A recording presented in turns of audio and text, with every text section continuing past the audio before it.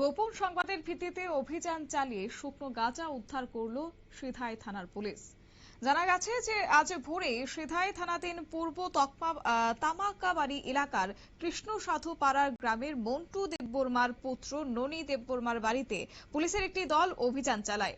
অভিযানের সময় বাড়ির চৌহদ্দির মধ্যে মাটির নিচে পুঁতে রাখা অবস্থায় দুটি প্লাস্টিকের সিনটেক্স ট্যাঙ্কে ভরা অবস্থায় শুকনো গাঁজা উদ্ধার হয় এবং ওই গাঁজাগুলির ওজন করার পর জানা গেছে প্রায় 110 কেজি গাঁজা পাওয়া যায়। সিনটেক্সের ওজন বাদ দিয়ে প্রায় 110 কেজি গাঁজা উদ্ধার হয়েছে।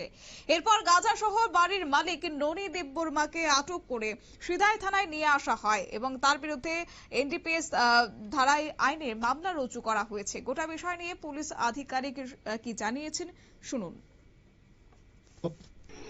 আজকে ভোরের দিকে আমাদের কাছে একটা খবর আছে যে কৃষ্ণ ঠাকুর পাড়া শ্রী ননী দেববর্মা পিতা মৃত মন্টু দেববর্মা তার বাড়িতে অবৈধভাবে গাঁজা মজুদ আছে এমন খবর আমার কাছে আয়।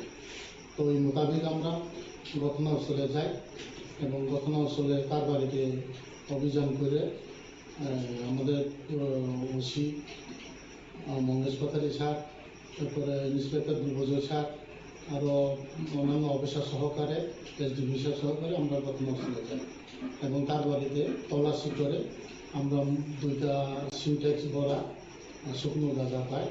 ওজন করে জানতাম পারি টোটাল 110 কেজি গাঁজা এবং বাড়ির মালিককে আমরা থানাতে নিয়ে আসি। তার নাম কি স্যার যাকে নিয়ে এসেছেন? তার নাম হচ্ছে ননী দেববর্মা, বয়স 40, পিতা মৃত মন্টু দেববর্মা।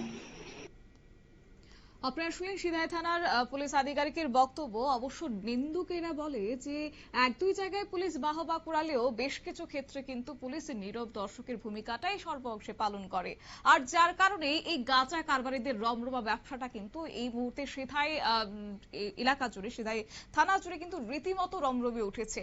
আর রাতের অন্ধকারে যে অভিযান তারা চালিয়েছেন, যার ফলে গাঁজাগুলি উদ্ধার হয়েছে 110 কেজি, তা রীতিমতো সাধুবাদ জানালেও পুলিশ যদি সতর্ক ভূমিকাটা গ্রহণ করত, সর্বদা যদি অভিযান চালাতো, তাহলে হয়তোবা এই গাঁজা কারবারিটা কিছুটা হলেও নিয়ন্ত্রণে আনা যেত বলে মনে করছেন আজ সমাজের সচেতন মহল। নিয়ে নিচ্ছে ছোট্ট একটি বিজ্ঞাপন বিরতির সঙ্গে থাকুন।